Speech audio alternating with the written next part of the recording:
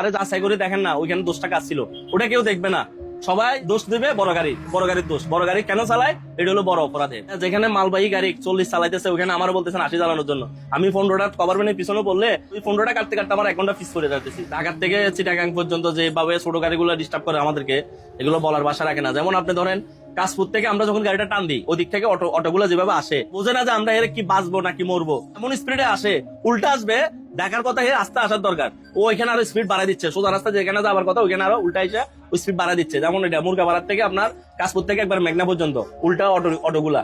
তারপর দ্বিতীয়ত হলো আপনার সীতাকুণ্ডর ওইখানে উল্টা অটো রিক্সা আর ইজি ব্যাগ গুলো আর সিএনজি গুলো। মোটামুটি ঢাকা সিটিং কয়েকটা রোডে আপনার সীতাকুণ্ড, কুমিরা, তারপরে এদিকে হলো আপনার 14 গ্রাম, তারপরে এদিকে আছে চান্দিনা, মাদাইয়া, মানে উল্টা অটো রিক্সা গুলো আইসা তখন যদি দুর্ঘটনা হয়, ড্রাইভার নেশাগ্রস্ত ছিল, বুম অবস্থা মাইরা দিচ্ছে, ফাড়াবাড়ি করছে, অতিরিক্ত গতি। মানে যখন একটা দুর্ঘটনা হয় তখন সবাই এটা দেখবেন পরের দিন ফেভারে দিয়ে দেয়, পরের দিন ফেসবুকে দিয়ে দেয়। এই ড্রাইভারের গাফিলিতির জন্য, ড্রাইভারের অবহেলার কারণে আজকে 3 জন মানুষ মারা গেছে। আরে যাচাই করে দেখেন না, ওইখানে 10 টাকা ছিল, ওটা কেউ দেখবে না। সবাই দোষ দিবে বড় গাড়ির দোষ। বড় গাড়ি কেন চালায়, এটা হলো বড় অপরাধে। আমি বলবো এই ভিডিওর মাধ্যমে যারা উচ্চ কর্মকর্তা আছে প্রশাসনে, ওনারা একটু নজর দিবেন আমাদের হাইওয়ে রোডে। আমাদেরকে আপনারা সর্বোচ্চ 80 বলতেছেন, সর্বোচ্চ 80 চালানোর সুযোগ তো আমাদের নাইও। আমরা এমন দিন গেছে চট্টগ্রাম থেকে 60 স্পিডের উপর উঠাইতে পারিনি। আপনার যেখানে মালবাহী গাড়ি 40 চালাইতেছে, ওখানে আমার বলতেছেন 80 চালানোর জন্য।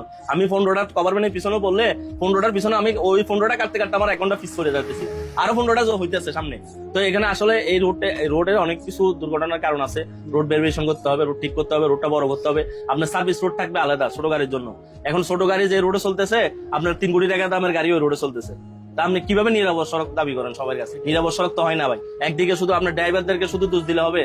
এখানে রাস্তার গাফিলতি আছে, তার মাঝখানে গাথা হয়ে গেছে। এখন যে বৃষ্টিতে যে রাস্তার যে পরিস্থিতি হয়েছে, ওই পরিস্থিতিতে মনে করেন এই যে ছোট গাড়িগুলা ধুম করে ব্রেক করে, যে পিছনে যে একটা গাড়ি আছে ওর গতি কতটুকু আছে, ওই যে ক্যাপচার করতে পারতেছে, ওই চিন্তা করবে না। হয়তো আমাদের স্যারগোজ গাড়ি আমরা 2-3টা ব্রেক মারে জমাইতে পারতেছি, যে লোড গাড়িগুলো থাকে এরা তো এখান থেকে ব্রেক মারলে ফাঁসা যায়, ব্রেক হয় না। তো এগুলো নিয়ে কি বলবো? রাস্তারও কিছু ব্যাপার স্যাপার আছে, গাড়ি অতিরিক্ত বাড়ছে। আগে যে গাড়ি ছিল রাস্তা কিন্তু একটাই, কিন্তু গাড়ি প্রতিদিন বাড়তেছে। রাস্তা কিন্তু একটা দিয়ে যাচ্ছে আসতেছে, রাস্তা কিন্তু আরেকটা হয় নাই। হাইড্রোলিক দিলে হার্টের সমস্যা হয়, হাইড্রোলিক দিলে ছোট বাচ্চারা স্যাবলাই খেয়ে ওঠে। তো এখানে আপনি একটা বিষয় যদি দেখেন, আরগুলো বিষয় দেখতেছেন না, যে একটা বাই রোডের থেকে একটা সিএনজি উঠে দিচ্ছে। আমি যখন হাইড্রোলিকটা দিচ্ছি তখন ওই সিএনজিটা টাকাচ্ছে, আর আমি যে টিটি হর্নটা ব্যবহার করতেছি, এটা তো আমার গাড়ি যখন আসি উঠে তখন আমি নিজে উনি না। আর যাত্রী বাইরের গাড়ি শুনবে তো এটা দূরের কথা। খালি শুধু বলতে চান হাইড্রোলিকে ক্ষতি করে। হাইড্রোলিক একদিক ক্ষতি গেলে 10 দিক উপকার করে।